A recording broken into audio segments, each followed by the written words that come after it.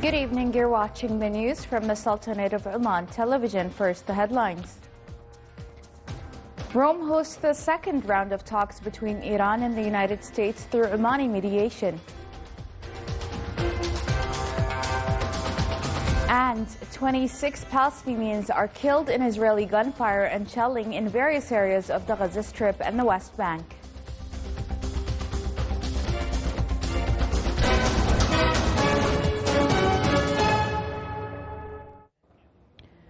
Those were the headlines. Now for the news in detail.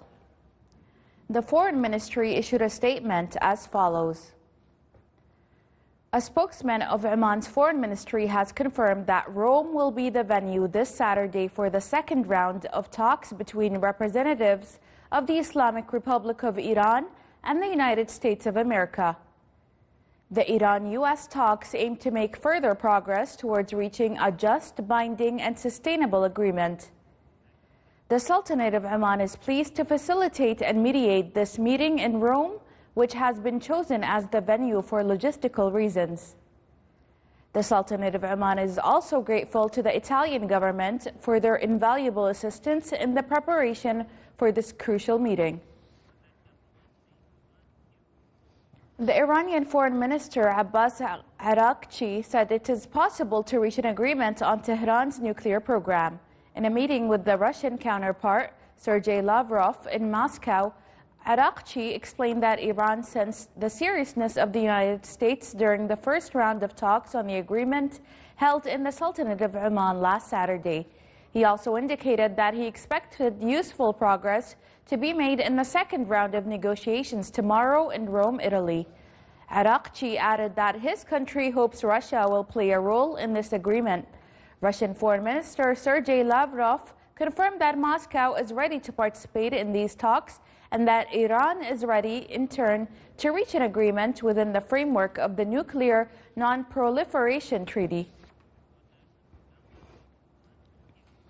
26 Palestinians were killed and dozens more were injured in Israeli gunfire and shelling across the West Bank and Gaza Strip, including those killed in a shelling that targeted a school housing displaced persons in Jabalia, north of the Gaza Strip.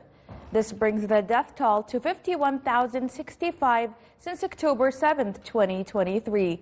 Meanwhile, the Palestinian resistance movement Hamas confirmed its willingness to release all prisoners for a number of Palestinian prisoners by the Israeli occupation in exchange for a complete cessation of war, a full withdrawal from the Gaza Strip, the start of reconstruction, and an end to the blockade. More than 50 Yemenis were killed and dozens injured in U.S. airstrikes targeting the Ras Isa oil port in Al Hudaydah Governorate, western Yemen. The Houthis group also announced that 9 other U.S. airstrikes targeted Al Bayda Governorate in central Yemen and Sana'a Governorate in the north as part of a series of intensive attacks launched by U.S. aircraft on Houthi-controlled governorates for more than a month. One person was killed and 82 injured in a Russian missile attack on the city of Kharkiv in northeastern Ukraine. Kharkiv mayor said that the attack damaged residential buildings and an educational institution. A drone attack on the city of Sumy on northeastern Ukraine also killed one person and injured another. Ukrainian President Volodymyr Zelensky said that Russia has reduced its bombing of Ukrainian energy facilities and has shifted to targeting infrastructure. The fire brigade used a helicopter to rescue a stranded motorist in the Italian commune of Brusasco near the city of Turin yesterday after severe storms triggered landslides and flooding across Italy's Piedmonte region. The man was found clinging onto his car, which had been swept away after rainfall caused the swollen River Po to burst into banks. A press release from the fire brigade said over 1,000 interventions were carried out yesterday in the provinces of Turin, Biella, Vercelli, Verbano, Cusio Ossola to cope with the damage caused by the heavy rains.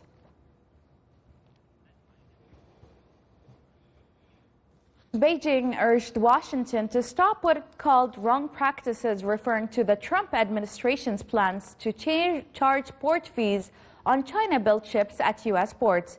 Chinese Foreign Ministry spokesperson Lin Jian reiterated the country's stance against the U.S. proposed levy fees based on net tonnage or each container uploaded, adding that the fees are harmful to both sides. From October 14th, Chinese-built and owned ships will be charged $50 per a net ton, a rate that will increase by $30 a year over the next 3 years. The Trump administration shielded domestic exporters and vessel owners servicing the Great Lakes, the Caribbean, and U.S. territories from port fees to be levied on China-built vessels after industry backlash. The Colombian government declared a nationwide health emergency late on Wednesday due to an increase in yellow fever cases. The outbreak has resulted in 74 confirmed cases and 34 deaths since the start of the last year, according to Health Minister. Yellow fever is a viral disease transmitted by the bite of Aedes and Haemococcus mosquitoes. The Health Minister stated that the most critical situation is in Tolima in central West Colombia, where 22 cases have been detected. Various medical tents were set up at the transport terminal in Bogota yesterday to help mitigate the spread of the epidemic.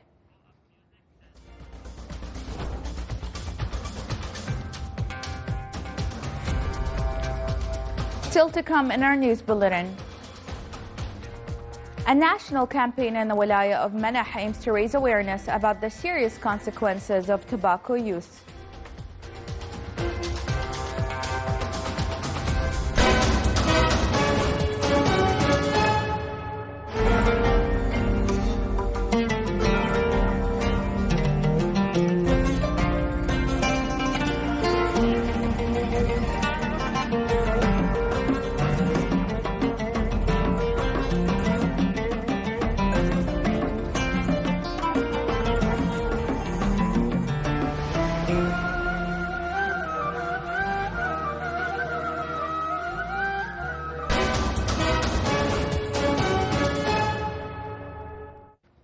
Welcome back to the news from the Sultanate of Oman television. The Directorate General of Agriculture and Water Resources in El Buraymi Governorate spearheaded several pioneering projects in the agricultural sector to achieve food security and promote engagement from local companies in this field. The institution sought to incentivize investments in relevant fields and encourage local companies through site visits to several agriculture and animal wealth projects, including fig and lime plantation projects in the Wilaya of Mahadla, 50,000 palm tree project, and wheat project in the Wilaya of Sunaina. Among the projects in the Governorate of Buraymi were also integrated poultry farm on an area of 811 acres with annual production of 8,600 tons.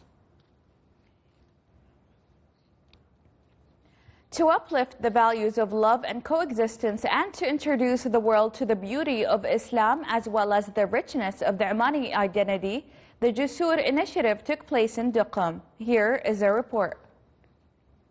In a time when the need for civilizational and religious understanding is increasing, Jusoor emerges as an inspiring national initiative. This initiative aims to build bridges of love and coexistence and introduce the world to the beauty of Islam as well as the richness of the Omani identity. It is a message that begins in Duqm but transcends borders to reach hearts, saying, here is Oman and here is a civilization and identity worthy of being shared with the world. This event is happening for the second year in Al-Duqm. It is organized by the Ministry of Endowment and Religious Affairs, represented by the IFTA office. And this particular event highlights the Omani identity and the values that the Omani society is built on. And the target audience for this event is people of all faiths and backgrounds and nationalities who are resident in Oman.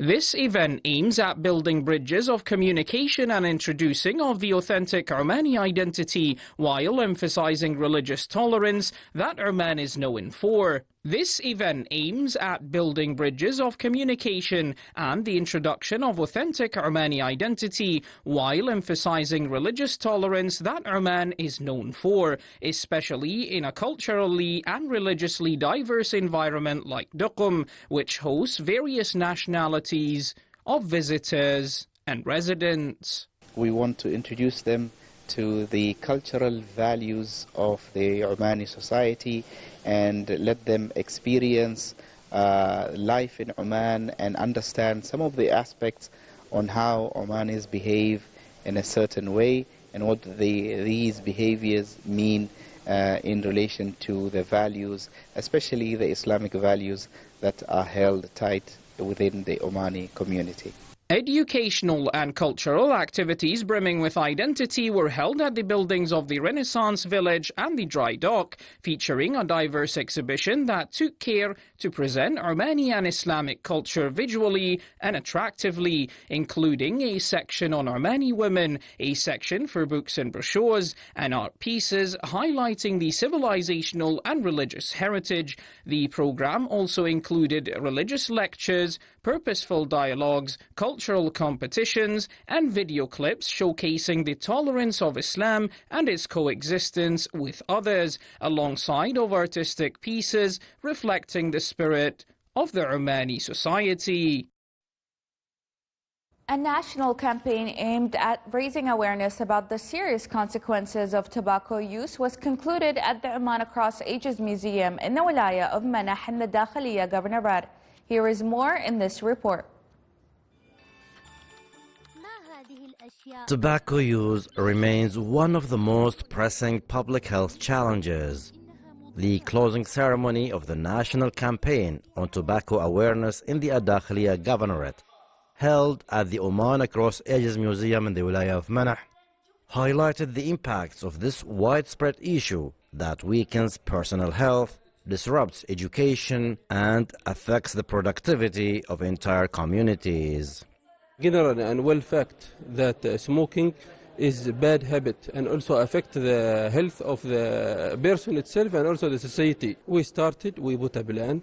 We asked the school and also from the Wali, and we found everybody is collaborating with us because this issue is global.